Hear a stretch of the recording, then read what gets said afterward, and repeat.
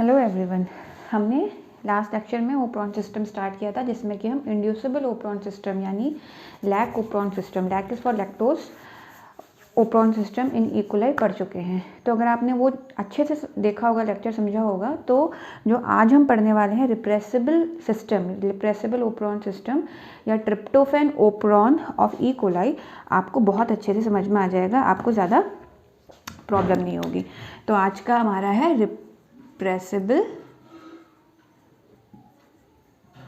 Repressible ओप्रॉन। ओप्रॉन दो type के थे, इंड्यूसिबल और रिप्रेसिबल, और इसका एग्जाम्पल है ट्रिप्टोफैन। ट्रिप्टोफैन जो कि एक अमीनो एसिड है।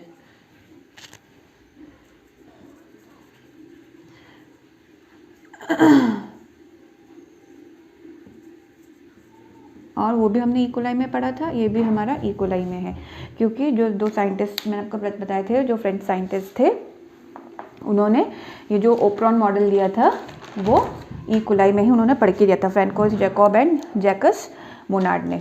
ठीक है, तो ओप्रॉन सिस्टम दो टाइप के हैं, उसमें से आज हम पढ़ने वाले हैं रिप्रेसिबल ओप्रॉन। तो इसमें भी वही सब है, वही जीन्स सब इन्वॉल्व हैं। तो जीन्स को पढ़ते रहेंगे और जीन्स पढ़ते रहेंगे तो ये सिस्टम अपने आप हम समझते रहेंगे। तो पहला है स्ट्रक्चरल जीन।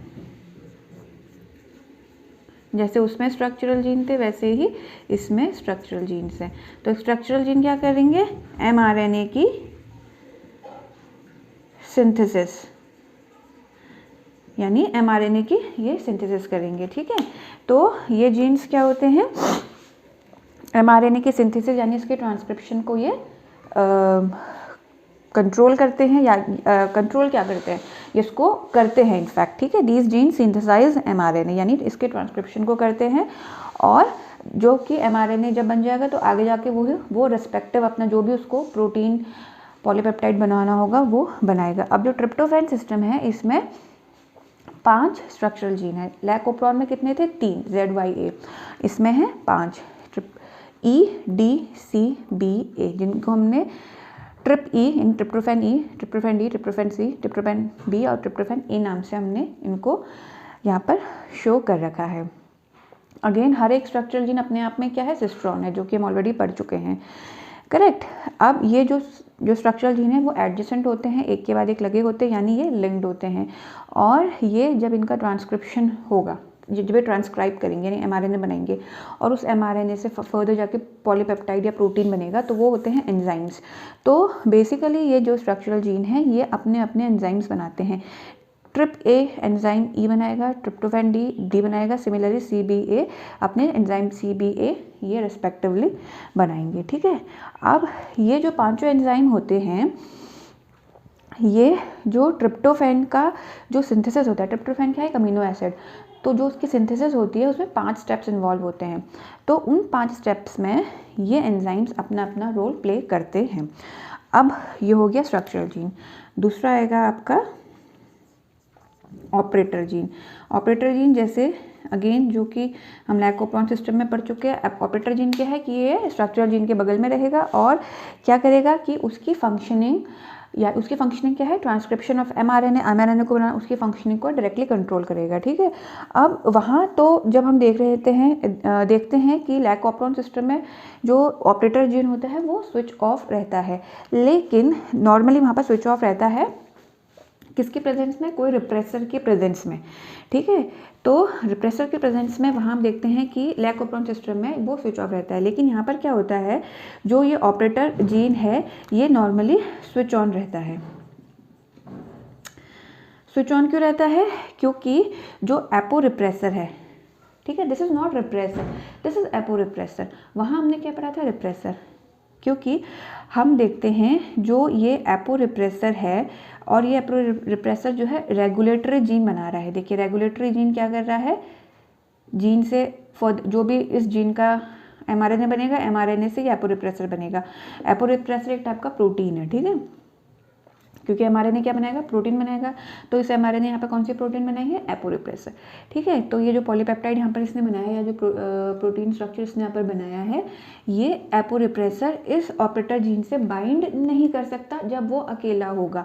जब वो बाइंड ही नहीं करेगा तो क्या होगा? ये ऑपरेटर जीन हमेशा क्या रहेगी, स्विच ऑन रहेगी। ऑपरेटर जीन स्विच ऑन रहेगी तो जो स्ट्रक्चरल जीन है वो अपना काम करते रहेगी, वो एक तरीके से स्विच ऑन रहेगी और एमआरएनए बनाते रहेगी। जब वो एमआरएनए बनाते रहेगी, उसका ट्रांसक्रिप्शन करते रहेगी, तो वो एमआरएनए प्रोटीन आगे जाके बनाएगा और ये एंजाइम्स बनेंगे तो ट्रिप्टोफैन का जो भी सिंथेसिस है वो चलता रहेगा।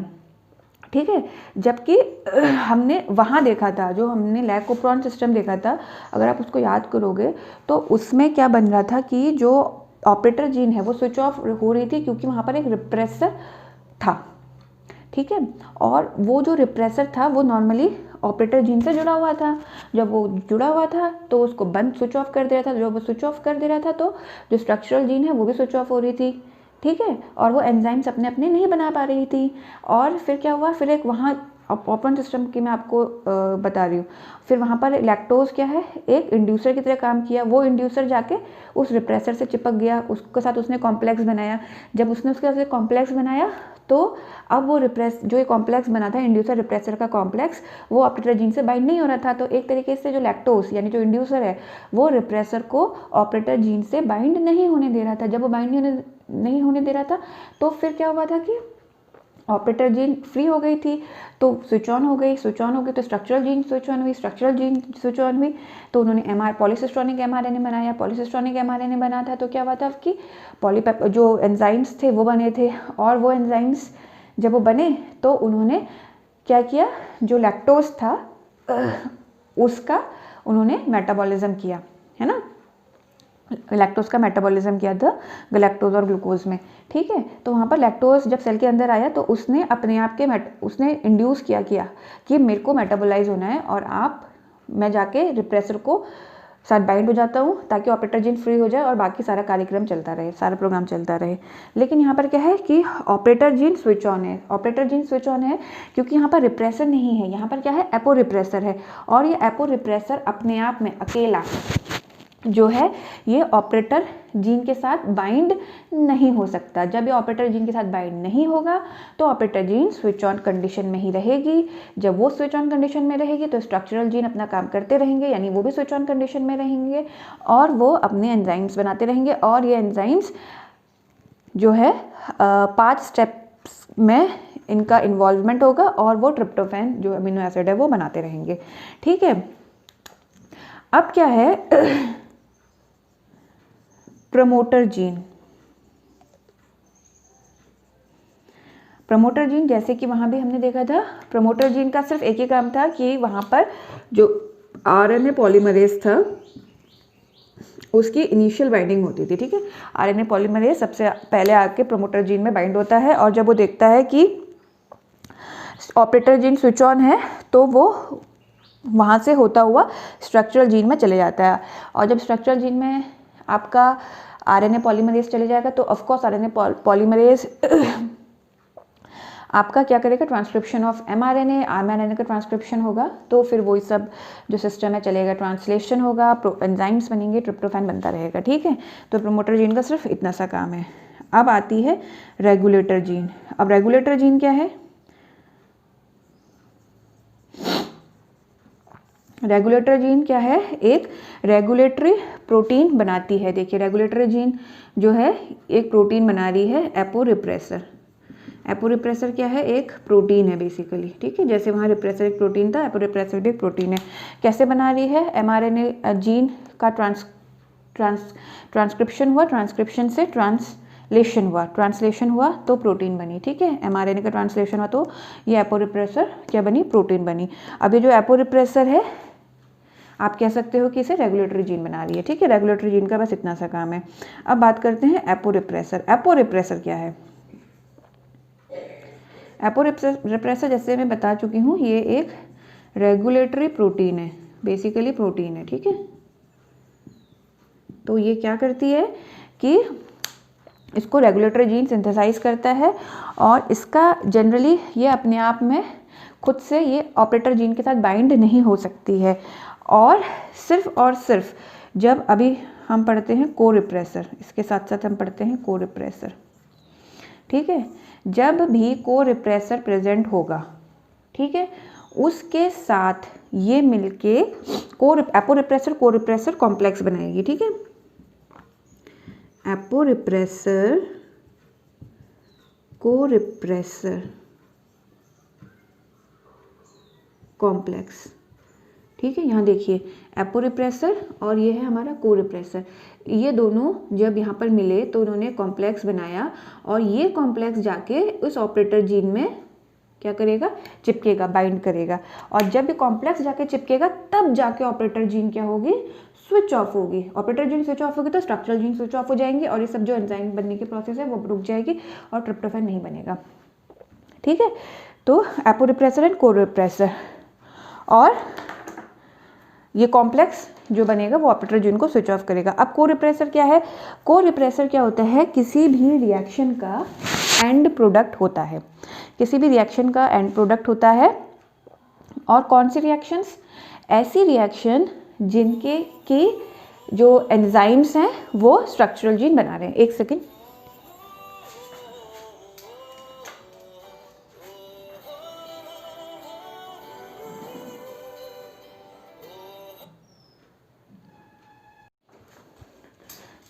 थोड़ा सा डिस्टर्बेंस हो गया था। तो हम कहाँ थे, चलिए दोबारा से थोड़ा सा देख लेते हैं।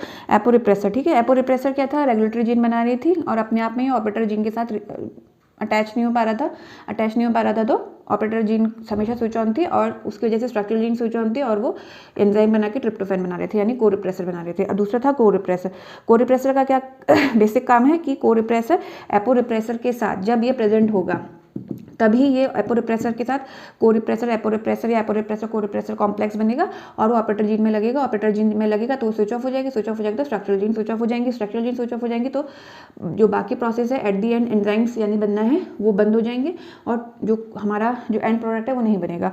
तो बेसिकली को रिप्रेसर क्या होता है, ये किसी भी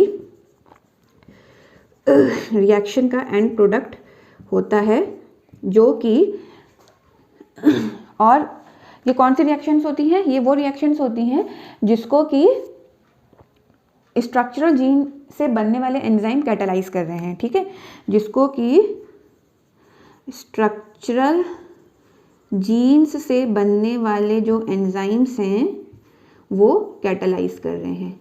तो ऐसी रिएक्शन होती हैं, ये ऐसी रिएक्शन का एंड प्रोडक्ट होता है को रिप्रेसर जिसको कि ऐसे एंजाइम्स कैटालाइज कर रहे हैं जो कि स्ट्रक्चरल जीन से बनते हैं। ठीक है, समझ में आ गया होगा। और को रिप्रेसर एक नॉन प्रोटीन एंटिटी होती है जनरली, ठीक है, लेकिन ट्रिप्टोफैन तो यहाँ पर अमीनो एसिड है तो प्रोटीन एंटिटी है।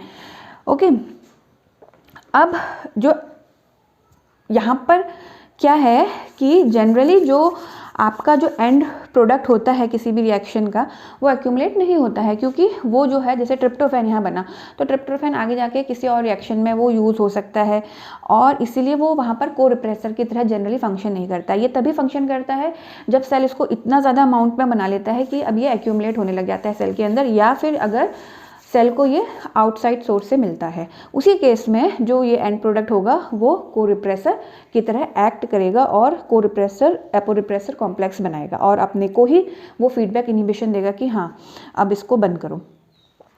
अब क्या है कि यहाँ पर अमीनो एसिड ट्रिप्टोफैन क्या है, को रिप्रेसर है, इसको आपको हमेशा याद रखना है। ठीक है, तो ये अब एक तरीके से जो ये नॉर्मली ट्रिप्टोफैन बन रहा है ये अपने आप को ही फीडबैक इनिबिशन देके अपना प्रोडक्शन बंद कर रहा है। ठीक है, तो ये था रिप्रेसिबल ओप्रॉन है ट्रिप्टोफैन ओप्रॉन ऑफ इकोलाई। तो अब आप जो हमने इंड्यूसिबल पढ़ा था और जो हमने रिप्रेसिबल पढ़ा, अगर आप इन दोनों को कोरिलेट करके देखेंगे तो आप देखेंगे कि जनरली क्या है, अपोजिट टाइप के हैं। और जब एक पहले आप इंड्यूसिबल पढ़िए, फिर आप रिप्रेसिबल पढ़िए और फिर आप इन दोनों को एक साथ पढ़िए, फिर कंपेयर करिए, तो आपको हर चीज़ बहुत अच्छे से क्लियर हो जाएगी। तो अगर आपको ये लेक्चर अच्छा लगा होगा तो प्लीज़ इसे लाइक शेयर एंड सब्सक्राइब करिएगा। Thank you.